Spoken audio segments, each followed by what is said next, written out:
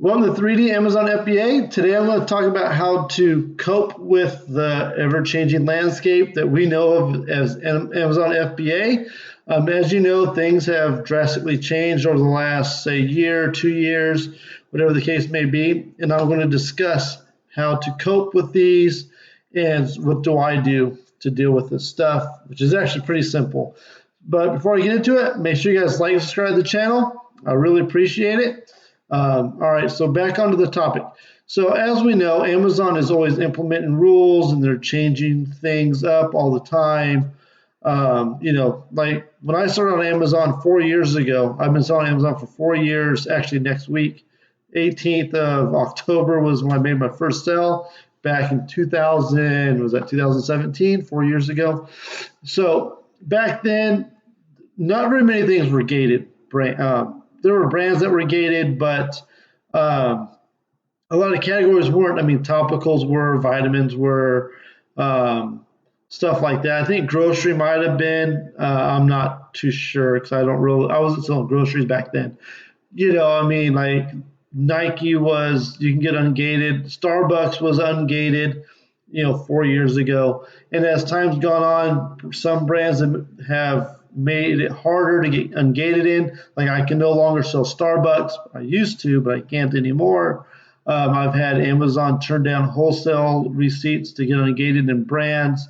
They don't want to give you reimbursement for products they don't check in, even though you sent them out, you sent in receipts, and you've proven to them that you send in the products.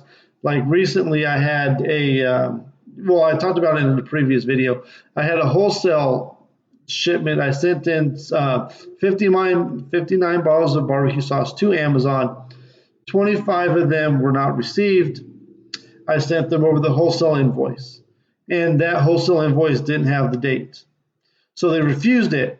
So I took a screenshot of the online order. I gave them the shipment date and the delivery date from UPS. And I sent it, I think, in three different boxes to send all 60. I told them which box they didn't receive, and they still denied my claim to get reimbursed. And after several attempts of me getting them to accept it, they just closed it automatically. They said, "You didn't give us what we want."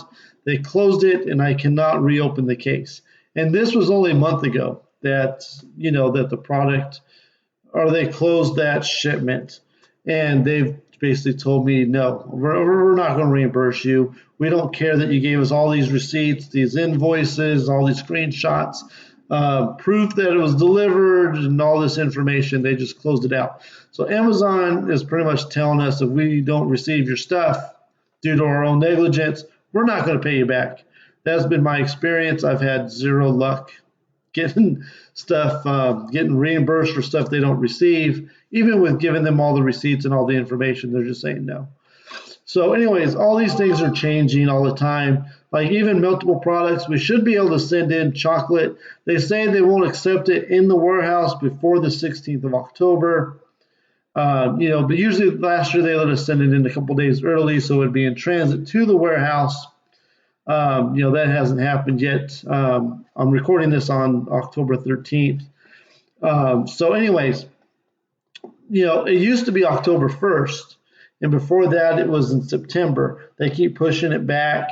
Like last year, they would take in meltables until May 2021. That was the day that all meltable products had to be out of the warehouse, or they were going to trash it. Well, next year, it's April 15th, I think, in 2022. So they keep closing in the dates. And all this stuff really affects us. Like, we pretty much lose Halloween. I mean, let's just be honest. We pretty much lose Halloween if we can't send in meltables until October 15th or 16th, whatever, because it's not even going to get to the warehouse till after Halloween. It's not going to be received. Plus, they redistribute everything. So as far as FBA sales, they've eliminated Halloween from us. And, that's a big hit for a lot of people. I sell tons of candy. I sell between, October and May, I'll sell thousands of bags of candy, easy. Like there's some bubble gum I purchased at the 99-cent store, and I'll sell 100 of them, during that span. I get some 5 packs of candy bars from the 99-cent store that I sell in a bundle. I sell like 30, 40 of those a month last year.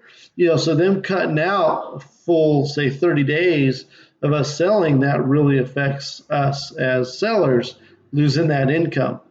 So, I mean, my solution to all this is simple, but it's frustrating at the same time. Is you just have to accept it for what it is. Unfortunately, there's nothing we can do. We could email the new CEO. We can bitch and complain and throw a fit, but really, it's not going to change nothing. It is their platform, and at the end, it is a privilege for us to sell on their platform. It's not, we're not entitled to it, is what I'm getting at. We're not entitled to sell on Amazon.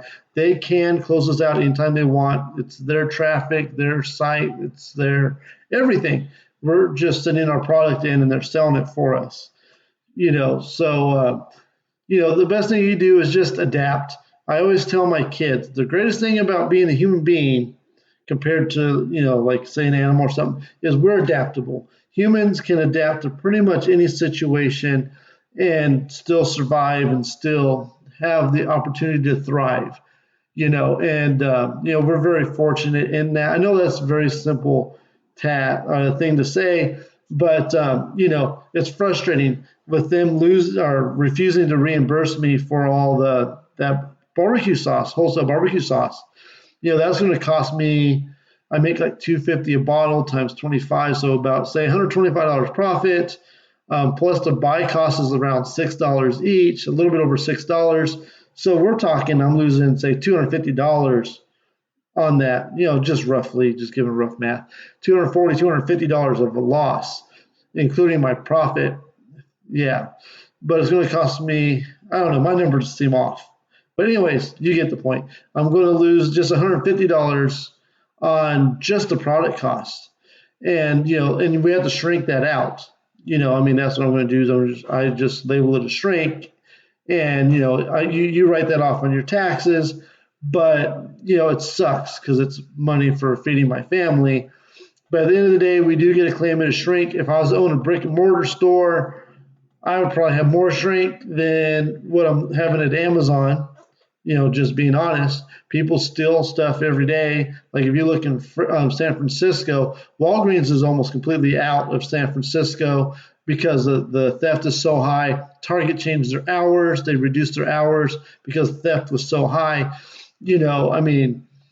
Theft is just something that happens. And with Amazon, they should do the right thing because it's their employees losing the stuff. But shrink in this example is just part of doing business, unfortunately.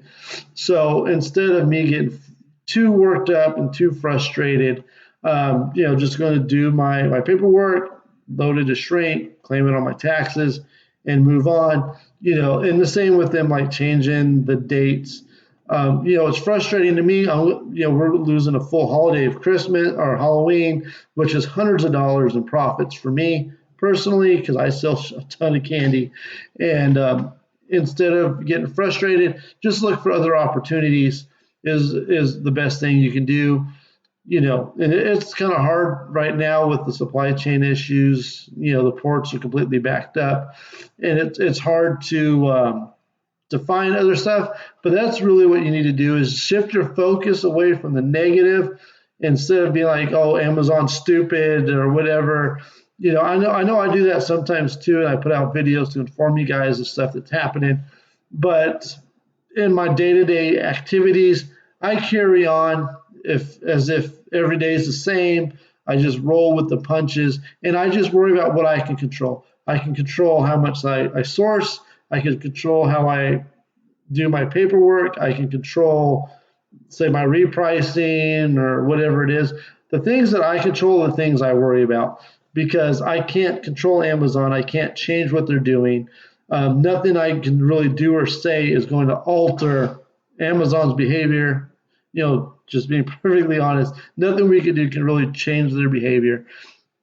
So the best thing you do is just roll with the punches. If you take some stupid losses like them not reimbursing you, write it off on your taxes, right lift that shrink, and just move on and source more. Look for more wholesale accounts. I do think the future of Amazon will be in wholesale.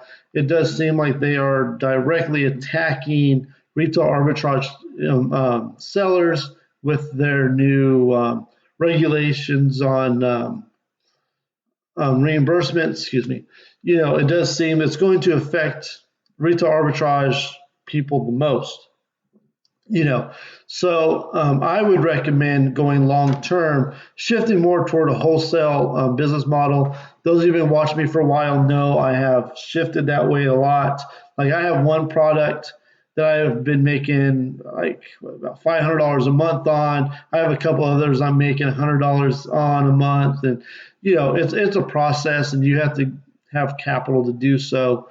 But it is something that you can do. You just have to really try hard. I haven't really done nothing looking for wholesale accounts for a month or two, and I need to get going on that so I can move into the next year with more wholesale accounts than I have now. But the best thing you can do with dealing with Amazon is just roll with the punches. Do what you got to do as far as your administration side to deal with their changes.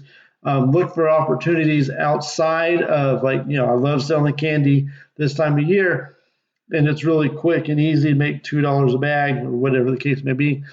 But you really need to just suck it up, look for other opportunities. Baking stuff is huge. You can shift more toward the baking side than the chocolate side as we move into like Thanksgiving and stuff like that. Instead of just getting frustrated about the chocolate, the candy, think about other opportunities, maybe like candy apples. Well, those will probably melt, but you get the point. Just worry about what you can control. So I hope this video kind of gives you guys a different perspective on how to deal with Amazon and the stuff that really negatively affects us as sellers that pay them a lot of money. But just roll with the punches, guys. Keep your head up. You can still make money on Amazon even with all the changes and all the things going on. You just got to keep plugging along. So that's what I've got for you guys today. Make sure you guys like and subscribe to the channel. Thank you for watching.